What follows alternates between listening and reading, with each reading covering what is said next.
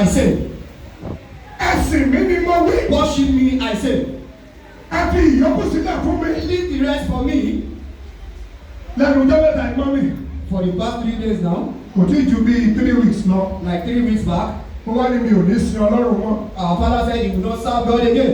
Mo ní kí Ọlọ́run ṣe fún mi. He said what God has done for him, Mo fẹ́ ra mọ́tò. he wants to buy car. Mo rí owó yẹn ò pé. He sees the money but it's not complete. Àkọlé láti January kò He parí. has been building since January but yet incomplete. Ọmọ mi kan fẹ́ lọ́kọ yóò disappoint ẹ̀. One of the son wants to get married but he was disappointed. Mo láwọn ọmọ ìjọ mi. The congregation, Àwọn ọmọ ìjọ mi.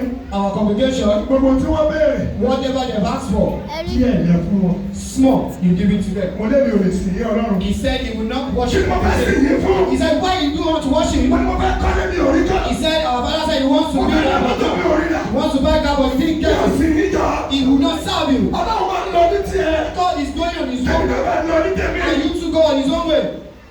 Tàbí Jésù wá gbọ́ ọ̀rọ̀ yẹn. And Jesus now here, Torí bí àti wọ́n close. because they were so close, Wọ́n wá gbé ọ̀rọ̀ yẹn tán Ọlọ́run lọ. he now took his supplication to God. Daddy.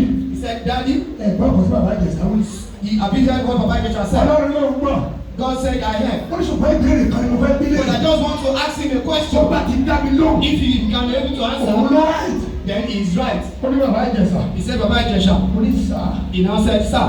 Ó dá pẹ̀lú arrogantly. He said, pẹ̀lú ìgbéraga ló dáhùn. Alàgbàsà kété. He said, Alabashakete. Torí mo dá ilé Ọlọ́run. He said, it is anything.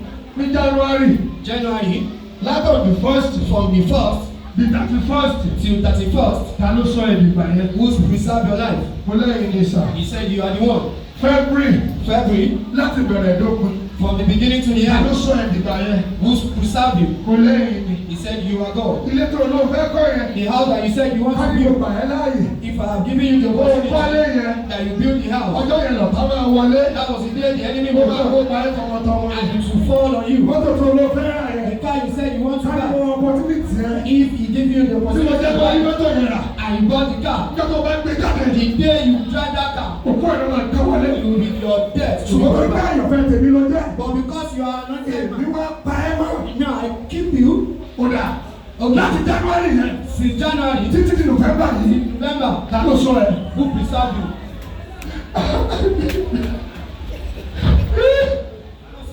Sorry. Mo wá ní èmi yóò máa yẹ ẹ́. Èmi yóò máa gbé ọ̀gá.